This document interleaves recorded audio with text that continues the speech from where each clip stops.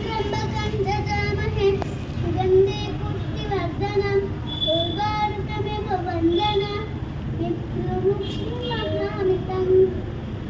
हर हर महादेव। প্রণাম করো।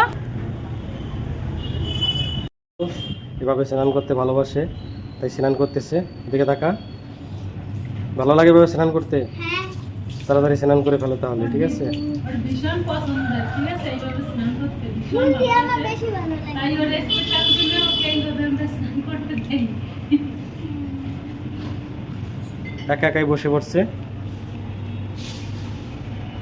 বন্ধুরা, পুজো দেওয়া কমপ্লিট আমার। সকাল সকাল এই যে পায়েস করেছি, ফল দিয়েছি, লুচি দিয়েছি।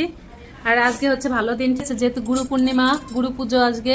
তারপরে আবার আজকের দিনে বুধবার, হরিচাঁদ ঠাকুরের দিন। আর এই যে আমার সোনামা এই যে রেডি হয়েছে, দেখি এই দেখো। সোনামাকে এখন নিয়ে যাব হচ্ছে মন্দিরে, তারপরে যাব হচ্ছে কোথায়, স্কুলে।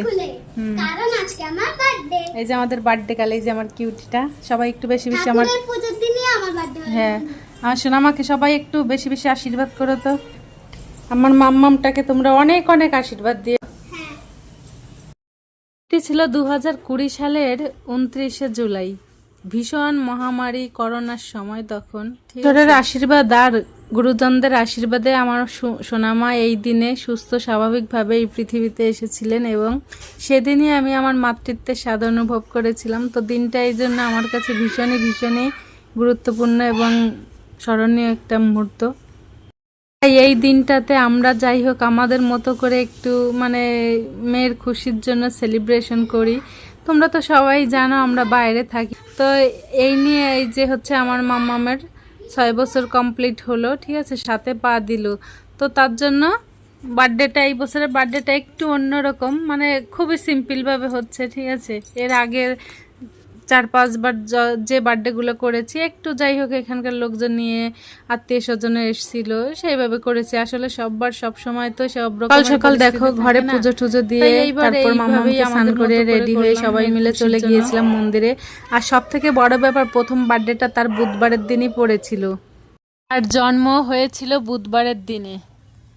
আর এই বছরের বার্থডেটাও পড়েছে বুধবার, তার থেকেও বড় কথা। আর দিনটাও ছিল ভীষণই শুভ, গুরু পূর্ণিমা, তারপরে আবার বুধবার। আর আমার মামামের জন্মদিন, প্রথমবারের সেই মানে জন্মদিনটা, তাই আর কি ভীষণই মানে ভালো লাগলো আর কি। ভাবলাম একটু মন্দিরেও যাই, প্রতি বছরই নিয়ে যাই, ঠিক আছে। তারপরে এসে দেখো এই যে মন্দিরে বাইরেও পুজো করলাম, দেখতে পেলে মন্দিরটাও ভীষণ সুন্দর। বাবা ভোলানাথের, যেহেতু শ্রাবণ মাস, যে